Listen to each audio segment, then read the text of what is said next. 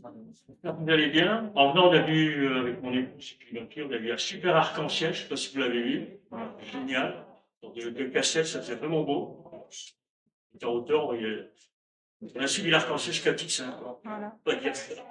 C'est super. Voilà, on a rappelé les promesses, le Seigneur a faites. Alors, pour introduire notre culte, je vais lire un tout petit passage de Éphésiens, chapitre 2, qui nous rappelle l'œuvre de Christ et le pourquoi on est là ce matin.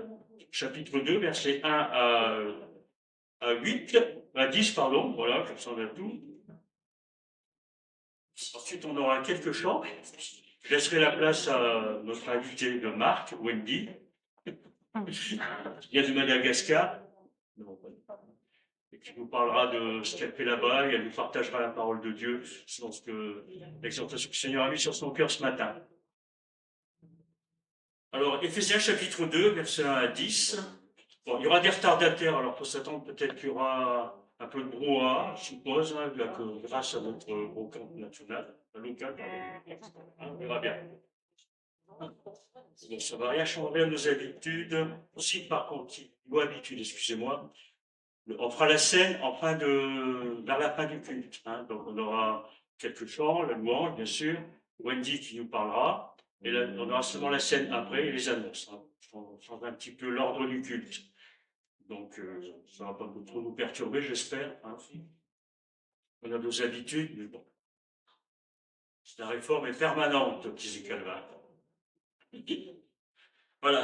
Vous étiez morts par vos offenses et par vos péchés, dans lesquels vous marchiez autrefois, selon le train de ce monde, selon le prince de la puissance de l'air, de l'esprit qui agit maintenant dans les fils de la rébellion. J'ai pris la version seconde, je ne sais pas si tout le monde a, parce qu'à l'écran c'est la version Summer, hein. Nous tous, aussi, nous étions de leur nombre et nous vivions maintenant selon les convoitises de notre chair, accomplissant les volontés de la chair et de nos pensées. Et nous étions par nature des enfants de colère comme les autres. Mais Dieu, qui est riche en miséricorde, à cause du grand amour dont il nous a aimés, nous qui étions morts par nos offenses, nous a rendus vivants avec Christ. C'est par grâce que vous êtes sauvés. Il nous a ressuscités ensemble et nous a fait asseoir ensemble dans les lieux célestes, en Jésus-Christ, afin de montrer dans les siècles à venir l'infinie richesse de sa grâce par sa bonté envers nous en Jésus-Christ. Alors les versets clés qu'il faut toujours connaître par cœur, car c'est par la grâce que vous êtes sauvés, par le moyen de la foi. C'est le don de Dieu, et cela ne vient pas de vous. Ce n'est point par les œuvres, afin que personne ne se glorifie. Car nous sommes son ouvrage. Alors, le texte original a dit, nous sommes sans poème. Imaginez-vous, nous sommes le poème de Dieu. J'aime beaucoup ça. Nous sommes son ouvrage, ayant été créés en Jésus-Christ pour de bonnes œuvres, que Dieu nous a préparées d'avance afin que nous les pratiquions. Voilà un texte fondateur, je veux dire. Bon, j'irai pas plus loin parce que le temps court, hein. Mais bon, c'est pour nous ramener un petit peu ce que Christ a fait et ce que nous sommes. Nous sommes des poèmes et nous avons été créés pour l'adorer. Et c'est la confession de Westminster qui dit dans la première question, pourquoi vous êtes créés, pourquoi Dieu nous a créés, on a été créés pour l'adorer. Voilà le but du salut aussi. Voilà, on va chanter un premier chant. Me voici, donc grâce à toutes ces bonnes choses, on se présente devant le Seigneur. Alors qu'on se lève, qu'on reste assis, je se passe aussi. Ah, voilà. Libre. Me voici, donc on va laisser rentrer les personnes. Allez-y, installez-vous, il n'y a pas de souci. J'ai envoyé la musique, c'est parti, on va s'adapter.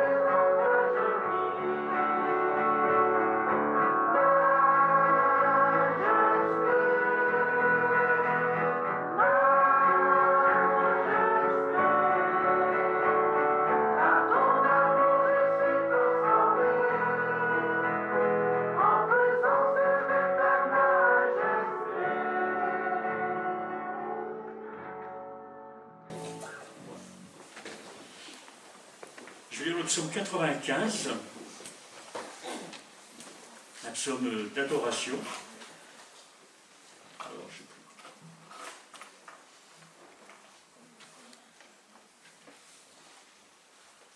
toujours la version du second. Second. Ce matin, je fais second. Voilà.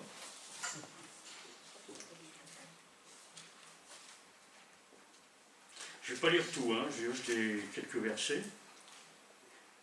95, voilà. Jusqu'au verset 8, je vais dire. Hein. Venez, chantons avec allégresse à l'Éternel. Poussons des cris de joie vers le rocher de notre salut. Allons devant lui, au-devant de lui avec des louanges. Faisons retentir des cantiques en son honneur. Car l'Éternel est un grand Dieu. Il est un grand roi au-dessus de tous les dieux. Il tient dans sa main les profondeurs de la terre, et les sommets des montagnes sont à lui.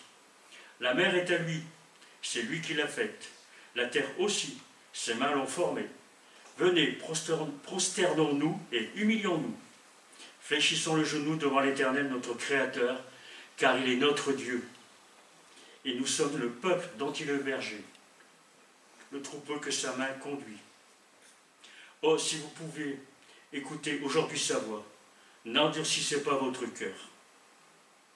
J'arrêterai là, parce qu'après ça concerne plutôt Israël.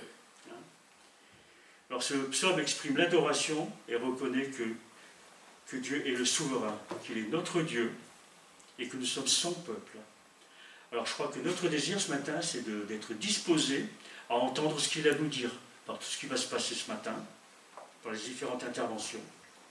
Voilà. C'est notre désir ce matin. Alors que nous puissions avoir un état d'esprit dans ce sens, allez-y entrer. Hein.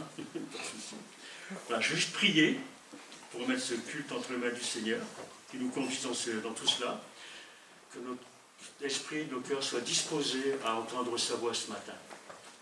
Si notre Dieu, nous voulons te bénir, te remercier, comme nous l'avons déjà depuis ce matin. Tu nous as sauvés, tu nous as rachetés, tu as fait de nous ton peuple. Nous ne sommes plus des étrangers. Nous faisons partie de tes bien-aimés désormais, parce que tu as donné ce que tu avais de plus précieux, ton Fils unique, ce que tu avais de plus précieux, Jésus, qui est devenu aujourd'hui précieux à nos cœurs, parce que nous réalisons tout ce qu'il a accompli pour nous à la croix. Nous t'en remercions encore, notre Dieu. Je te prie que ce matin, que tu disposes nos cœurs, que tu disposes notre esprit, que rien ne fasse obstacle à ce que tu as à nous dire ce matin. Que l'action de ton esprit soit libre au milieu de nous. C'est ce que nous désirons, sinon en tant qu'enfants de Dieu. Voilà, Seigneur, nous te remercions encore pour ta présence ce matin au milieu de nous. Et nous pouvons simplement nous réjouir en ta présence. Que cette journée soit vraiment à la gloire de ton nom.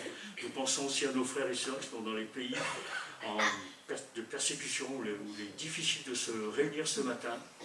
Tout au long de cette journée, ça va être compliqué pour beaucoup d'entre eux. Et je te prie vraiment de poser ta main sur eux, Seigneur, et de les encourager dans leur foi, de te manifester par ta présence. Merci aussi pour nos frères ici sur les communautés du Dunkerquois, Seigneur. Je te prie pour que chacun ce matin puisse entendre ta voix là où ils sont, Seigneur. Nous te remercions vraiment parce que nous sommes ton peuple, nous sommes ton corps. Nous t'en bénissons encore ce matin.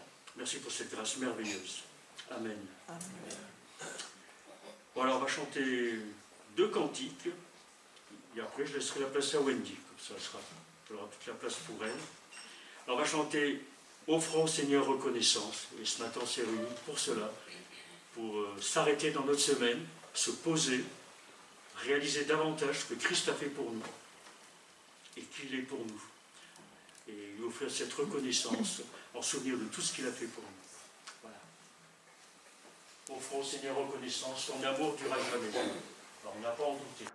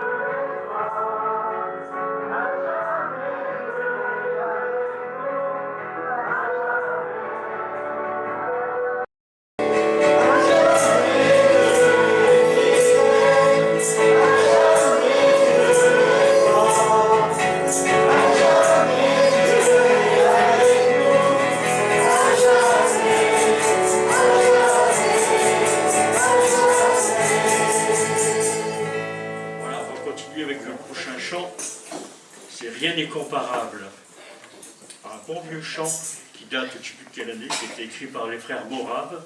Je pense que vous connaissez un peu leur histoire. C'est grâce à eux qu'il y a eu l'évangélisation dans le monde entier, que le mouvement évangélique s'est développé. C'est des groupes qui voyageaient, qui vivaient en communauté et qui annonçaient l'évangile. C'était leur vision des choses. Voilà, rien n'est comparable à toi mon sauveur, rien n'est souhaitable comme en ta faveur. Et ensuite, Wendy prendra la parole.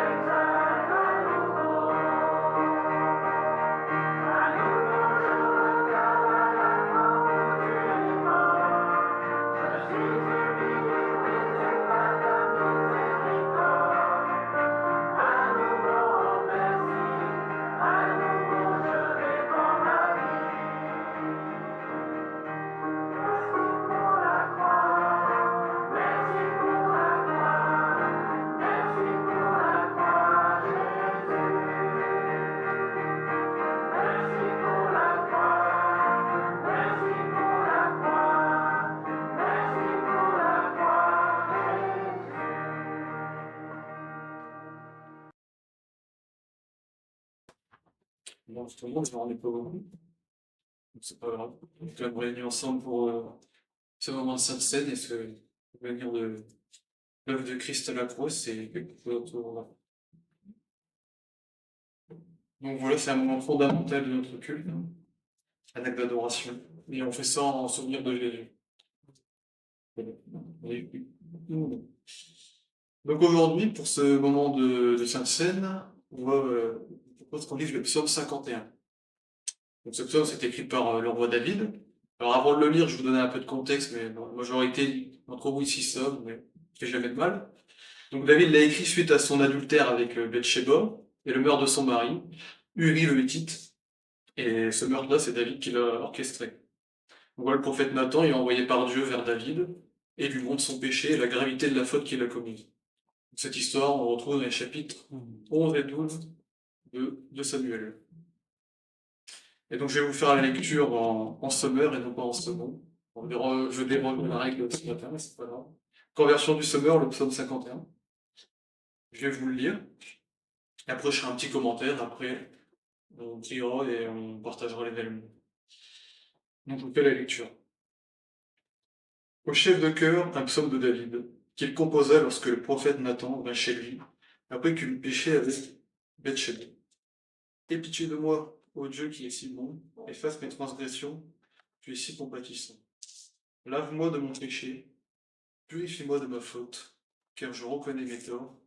La pensée de mon péché me poursuit sans cesse. Contre toi, contre toi seul j'ai péché, j'ai commis ce qui est mal à tes yeux.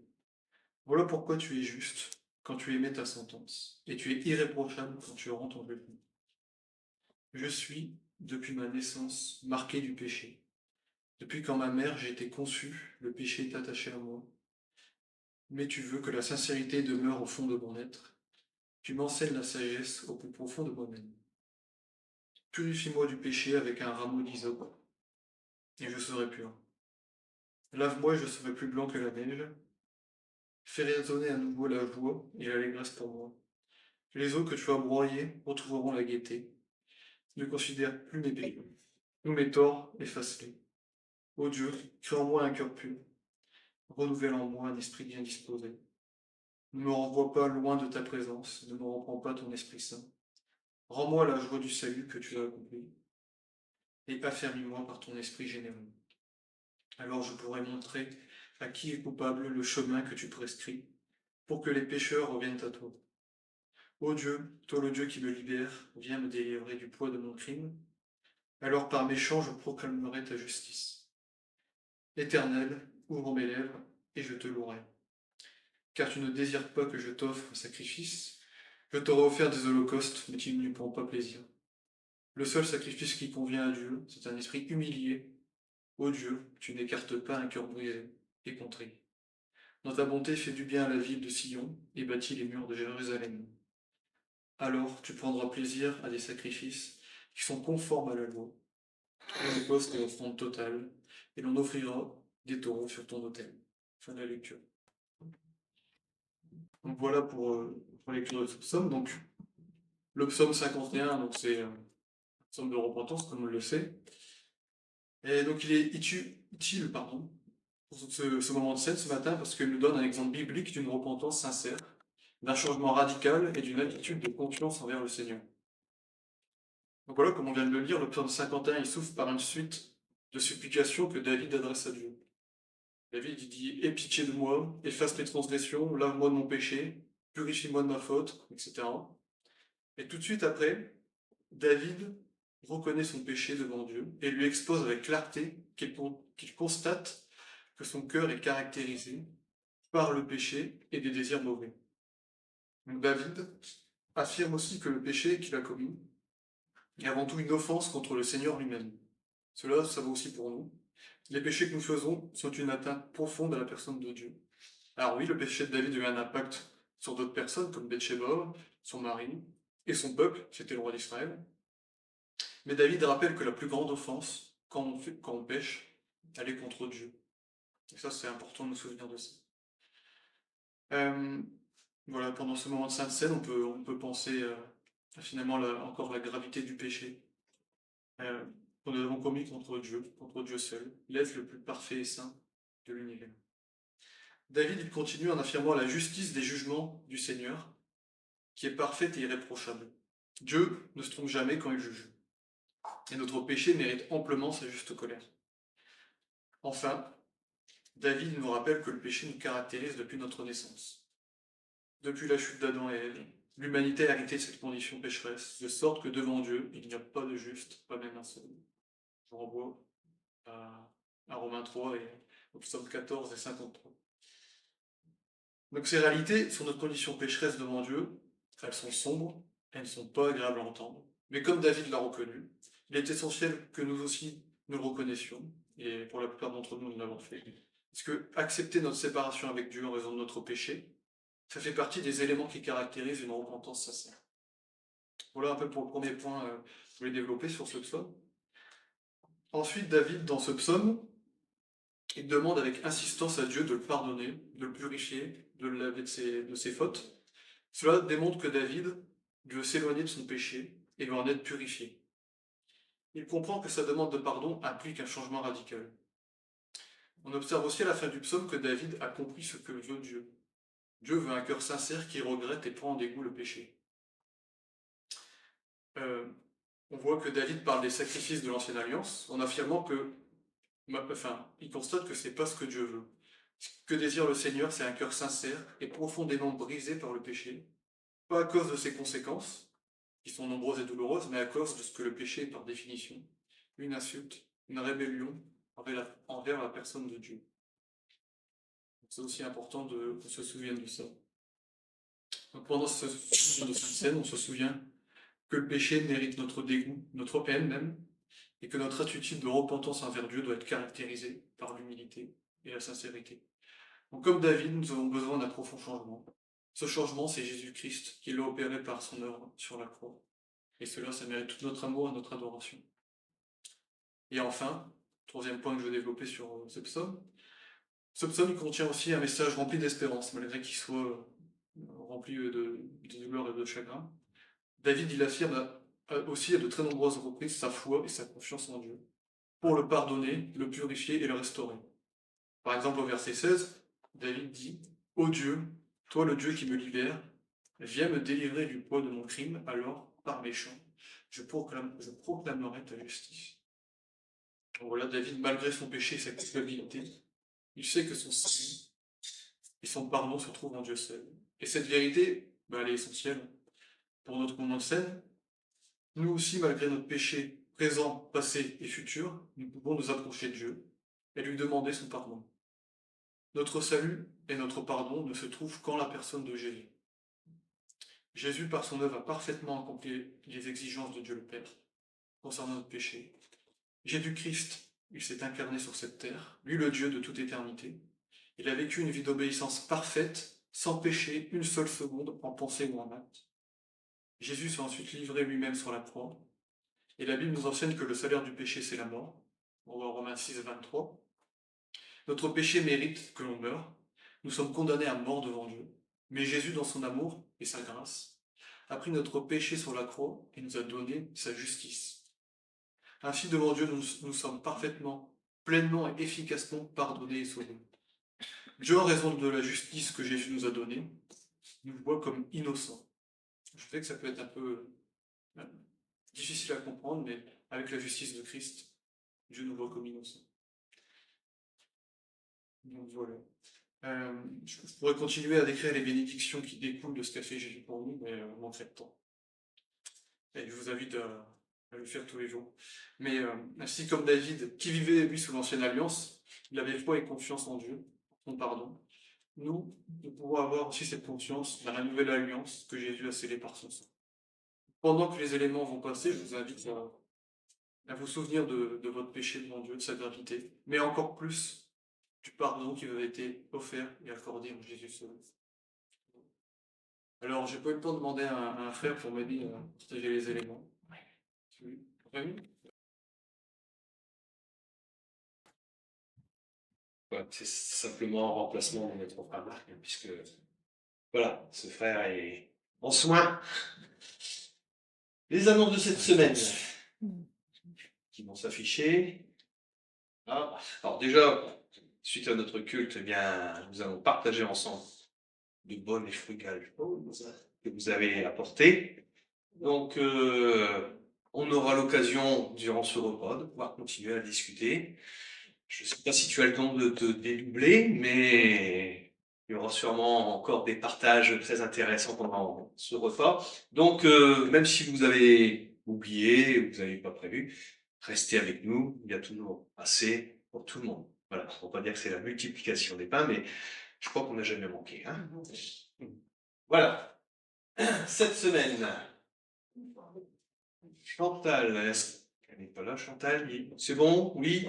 On fait signe? Oui, il y aura bien.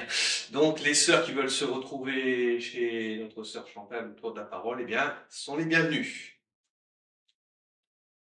Alors, mercredi, je l'ai marqué en rouge parce que ce mercredi, il y aura réunion spéciale de prière au lieu de notre étude biblique, comme on avait lieu de faire. Mais là, comme c'est une semaine un peu particulière de préparation dans la prière pour ce culte en commun qui a été donc, instillé par le CNEF, il y aura donc, bon, vendredi, c'est passé. Mais pour mardi soir, ça se passera en décalage, vous voyez. Mercredi, ici. Jeudi, au CEP. Hein, donc vendredi après Malo d'Espérance. Mardi d'après. Donc toutes ces informations-là, il faut bien les noter pour ceux qui veulent participer pour la prière. Oui. Le changement de salle RG, le CEP, c'est dans leurs locaux. C'est dans leurs locaux? Oui. Ah, j'ai pas eu l'info. C'était un texto qu'on a. D'accord, dans leurs locaux. Alors, moi, je ne sais pas exactement où c'est. Au Soubise. D'accord, au Soubise. D'accord, ok. Voilà. Et comme le DL n'a toujours pas eu la possibilité de réouvrir ses portes, hein, ça se passera donc dans les locaux de décalage. Voilà, donc prions ensemble. Groupe de quartier chez Annie, donc je pense que ça se fait ou pas? Oui.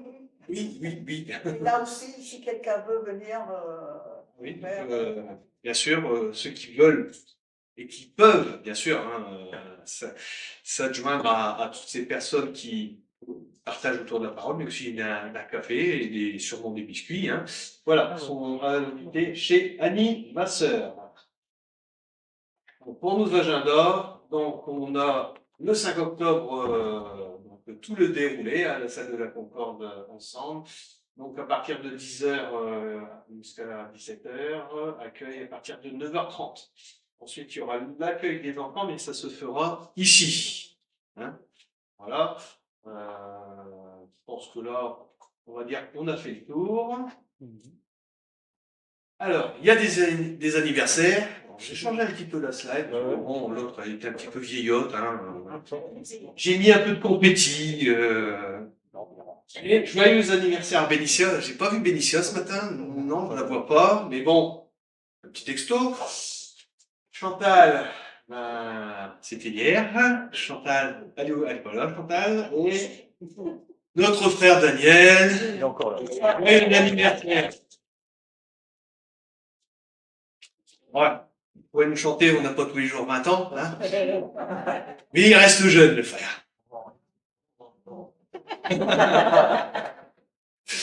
Voilà. Ensuite, bien sûr, toutes ces informations, vous les retrouverez sur le bulletin reflet et sur le site de l'église de Facebook. Voilà. Donc, je pense que... Alors, tout ce qui est écrit ce matin, il y a 2 versets que Wendy a dit, que je relis. Pas qu'on parte les poches vides, n'est-ce pas? Alors, attendez, voilà, c'est dans Romains 10, c'était ça? Comment donc invoqueront-ils celui en qui ils n'ont pas cru? Et comment croiront-ils en celui dont ils n'ont pas entendu parler? Et comment en entendront-ils parler s'il n'y a personne qui prêche? Et comment y aura-t-il des prédicateurs qui ne sont pas envoyés? Et le deuxième verset, c'est dans Éphésiens, voilà, Éphésiens 2. Car nous sommes son ouvrage, ayant été créés en Jésus-Christ pour de bonnes œuvres, que Dieu a préparés d'avance afin que nous les pratiquions. Alors, je voudrais ces deux versets-là, puisque les macérer toute la semaine, ce serait sympa, hein, pour le Seigneur et pour l'œuvre à laquelle il nous appelle à chacun.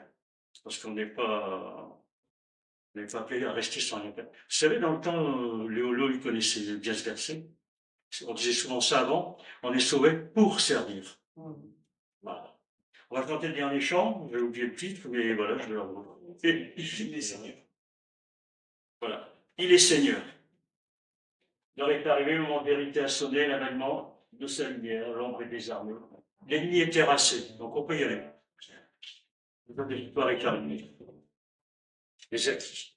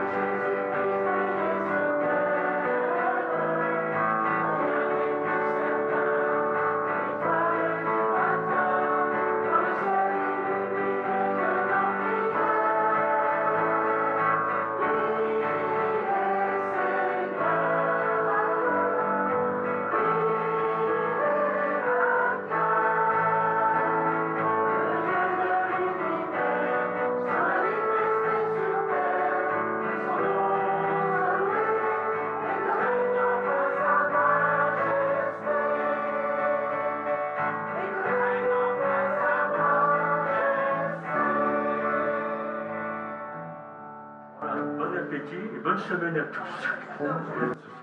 Sur Bienveillant Regard.